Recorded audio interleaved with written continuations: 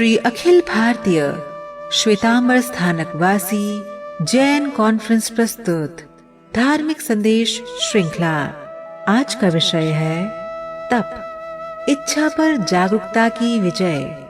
तप केवल शरीर को कष्ट देना नहीं, अपने भीतर की आसक्ति और कषायों को क्षीण करने की साधना है। आज दिन 332 है। कल हमने संयम को समझा। आज हम जैन धर्म के एक अत्यंत महत्वपूर्ण साधना पक्ष को समझेंगे। तप शब्द सुनते ही हमारे मन में उपवास, त्याग और शरीर को कष्ट देने की भावना आती है। लेकिन तप का वास्तविक उद्देश्य शरीर को कष्ट देना नहीं है। तप का उद्देश्य आत्मा पर पड़े कर्मों के आवरण को क्षीण करना और कषायों को कम करना है। यदि व्यक्ति उपवास करे लेकिन भीतर क्रोध बढ़ता रहे तो तप का वास्तविक उद्देश्य पूरा नहीं हुआ। यदि भोजन का त्याग हो लेकिन अहंकार बढ़ जाए, मैंने इतना कठिन तप किया, तो त्याग भी नए बंधन का कारण बन सकता है। इसलिए तप के साथ जागरूकता और विनय आवश्यक है। जैन परंपरा में ब्रह्म तप के साथ आभ्यंतर तप को भी अत्यंत महत्व दिया गया है।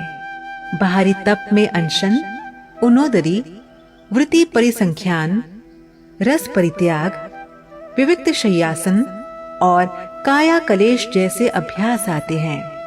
लेकिन भीतर का तप और भी सूक्ष्म है। प्रायश्चित, विनय, वैयावृत्य, स्वाध्याय, व्युत्सर्ग और ध्यान, इनका उद्देश्य मनुष्य को भीतर से निर्मल करना है। तप हमें ये सिखाता है कि हर इच्छा को पूरा करना आवश्यक नहीं है, हर स्वाद का पीछा करना आवश्यक नहीं है, हर प्रतिक्रिया को व्यक्त करना आवश्यक नहीं है, हर सुविधा को पकड़कर रखना आवश्यक नहीं है।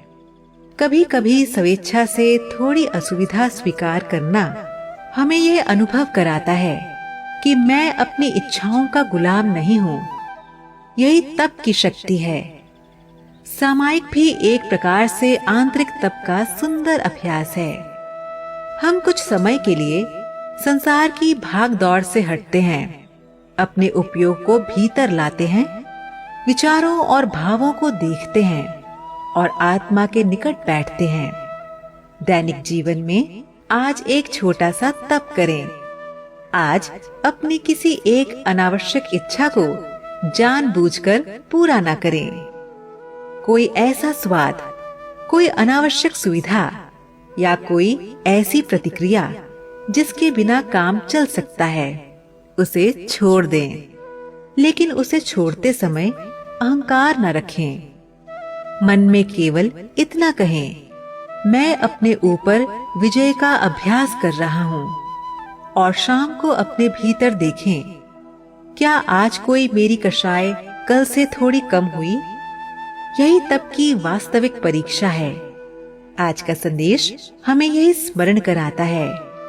तप शरीर को थकाने का नाम नहीं, आसक्ति को कमजोर करने का नाम है।